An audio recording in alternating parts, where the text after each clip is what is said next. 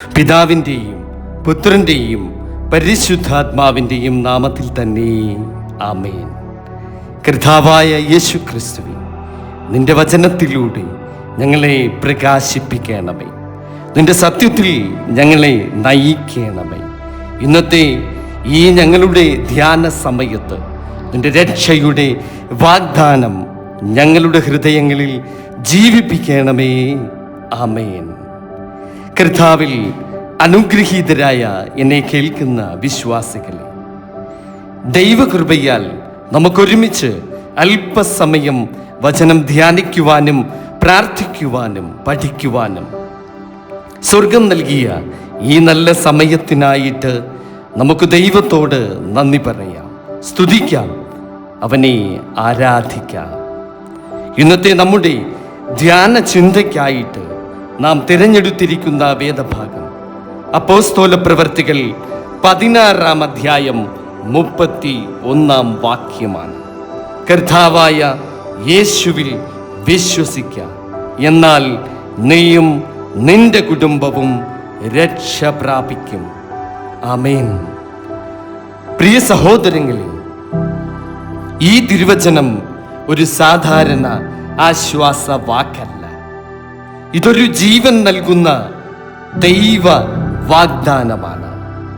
പരിശുദ്ധ പൗലോസും ശീലാസും തടവറയുടെ അന്ധകാരത്തിലായിരുന്ന നിമിഷങ്ങളിൽ അവരുടെ ജീവിതം അപകടത്തിലായിരുന്നു.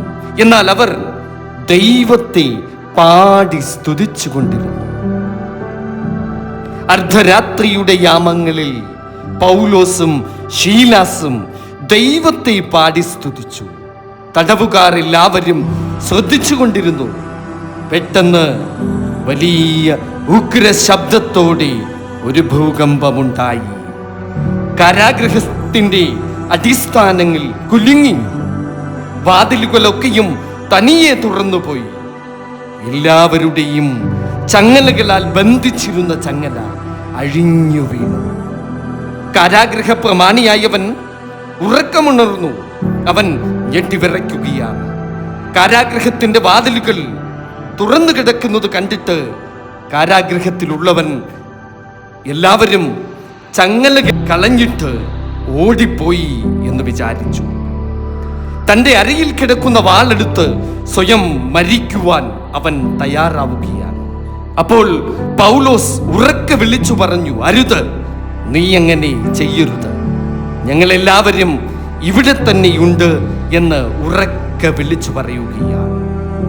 ചുറ്റിലും അന്ധകാരം നിറഞ്ഞ ആ സ്ഥലത്ത് അവർ കാരാഗൃഹ പ്രമാണി വെളിച്ചം ചോദിച്ചു.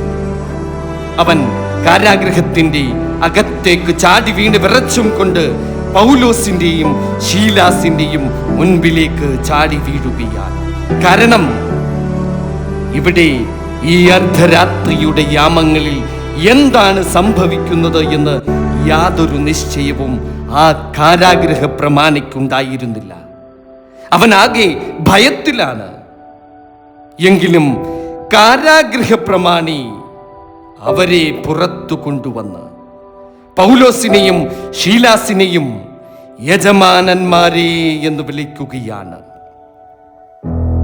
അവൻ ചോദിക്കുകയാണ്, രക്ഷ പ്രാപിപ്പാൻ ഞാൻ എന്തു ചെയ്യണം? ഹല്ലേലൂയ. ഈ അവസരത്തിലാണ് ഈ വചനമുണ്ടായത്. കർത്താവായ യേശുവിൽ വിശ്വസിക്ക, എന്നാൽ നീ മാത്രമല്ല നിന്റെ കുടുംബവും രക്ഷ പ്രാപിക്കും. ആമേൻ. ഹല്ലേലൂയ.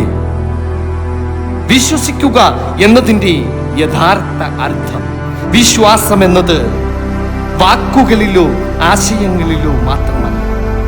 അത് ഹൃദയത്തിൻ്റെ സമർപ്പണമാണ്. അത് പൂർണ്ണമായ ഒരാശ്രയമാണ്. അത് നിന്റെ ജീവിതം മാറ്റുന്ന ഒരു തീരുമാനമാണ്. വിശ്വാസം എന്നത് കർത്താവേ, ഞാൻ നിന്നിൽ ആശ്രയിക്കുന്നു എന്ന വിളി.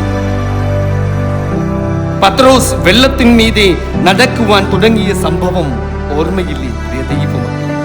എന്തുകൊണ്ട് അവൻ വിശ്വസിച്ചു? പക്ഷേ അവൻ സംശയിച്ചപ്പോൾ അവൻ മുങ്ങിത്താങ്ങും. അതുകൊണ്ട് വിശ്വാസം നമ്മെ ഉയർത്തും, എന്നാൽ സംശയം നമ്മെ താഴ്ത്തും.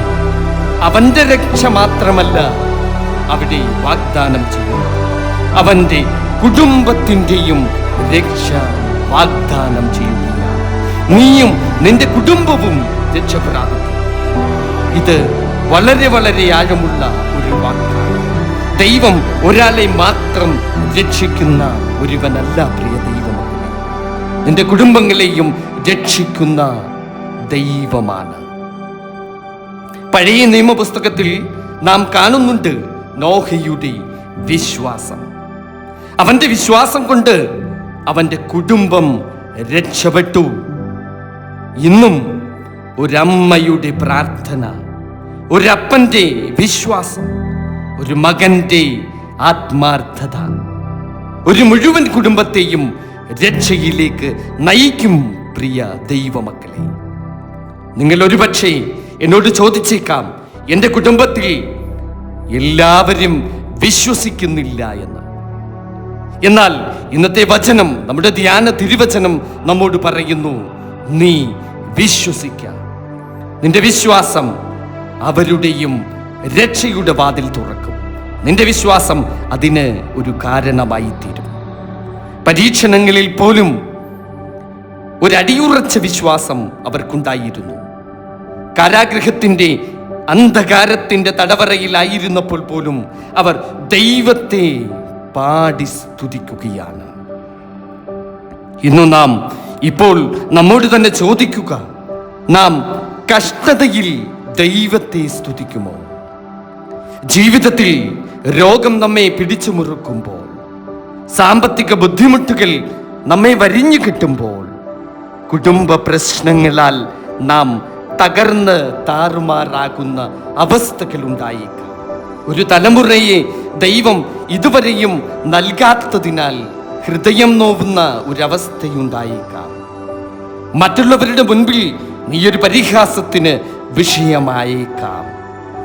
ലഭിച്ച തലമുറയെ ദൈവഭക്തിയിൽ വളർത്താതെ തെറ്റിപ്പോയ ഒരു അനുഭവം നിന്റെ കുടുംബത്തിൽ വന്നേക്കാം. ഇവയൊക്കെയും വരും. എന്നാൽ ദൈവത്തിൽ തന്നെ ആശ്രയം വെച്ച് വിശ്വാസം മുറുകെ പിടിച്ച് ആത്മധൈര്യമുള്ളവർ പറയും, എങ്കിലും കർത്താവേ, ഞാൻ നിന്നിൽ തന്നെ വിശ്വസിക്കുന്നു. അപ്പോൾ ദൈവം വാതിലുകൾ തുറക്കും. ഏതന്ധകാരത്തിലും നിന്റെ ചങ്ങലകൾ പൊട്ടും. നീ സ്വതന്ത്രനാകും. ദൈവം തൻ്റെ വാതിലുകൾ നിനക്കായി തുറക്കും. പ്രിയ ദൈവമൈതൽ, ആമേൻ, ഹല്ലേലൂയ. എന്നാൽ നമ്മുടെ തീരുമാനങ്ങളിൽ, നമ്മുടെ ഭയങ്ങളിൽ, നമ്മുടെ ആശങ്കകളിൽ നമ്മൾ ദൈവത്തെ വിശ്വസിക്കുന്നുണ്ടോ? നാം നമ്മോട് തന്നെ ഒന്ന് ചോദിച്ചു നോക്കുക. പ്രിയ ദൈവമക്കളെ, ഇന്നൊരു തീരുമാനമെടുക്കൂ. ഇപ്പോൾ തന്നെ ഒരു തീരുമാനമെടുക്കൂ. കർത്താവേ, ഞാൻ നിന്നിൽ പൂർണ്ണമായി വിശ്വസിക്കുന്നു, പൂർണ്ണമായി വിശ്വസിക്കുന്നു. നമുക്ക് നമ്മുടെ കണ്ണുകൾ അടച്ച് ഒരു നിമിഷം പ്രാർത്ഥിക്കാം. കർത്താവായ യേശുവേ, നിന്റെ തിരുവചനത്തിന് നന്ദി. എൻ്റെ ജീവിതത്തിലും എൻ്റെ കുടുംബത്തിലും നിന്റെ രക്ഷ പ്രവർത്തിക്കണമേ. എനിക്കുറച്ച വിശ്വാസം നൽകണമേ. എൻ്റെ കുടുംബത്തെ അനുഗ്രഹിക്കണമേ. എൻ്റെ സഭയെയും എൻ്റെ സമൂഹത്തെയും അനുഗ്രഹിക്കണമേ. ഞാൻ ഏത് മേഖലയിൽ ജോലി ചെയ്യുന്നുവോ ആ സ്ഥാപനത്തെയും അതിൽ പ്രവർത്തിക്കുന്നവരെയും തമ്പുരാനെ അനുഗ്രഹിക്കണം. നിങ്ങളെല്ലാവരും നിന്റെ രക്ഷയിൽ ജീവിക്കട്ടെ. പ്രാർത്ഥന കേട്ടതിനായിട്ട് സ്തോത്രം. യാചനകൾക്ക് മറുപടി നൽകിയതിനായിട്ട് സ്തോത്രം. സർവ്വതും നിനക്കും നിന്റെ പിതാവിനും നിന്റെ പരിശുദ്ധ റൂഹായിക്കും സ്തുതിയും സ്തോത്രവും സമർപ്പിക്കുന്നു. അതിപ്പോഴും എപ്പോഴും എന്നേക്കും തന്നെ. ആമേൻ. സ്തോത്രം. ഹല്ലേലൂയ.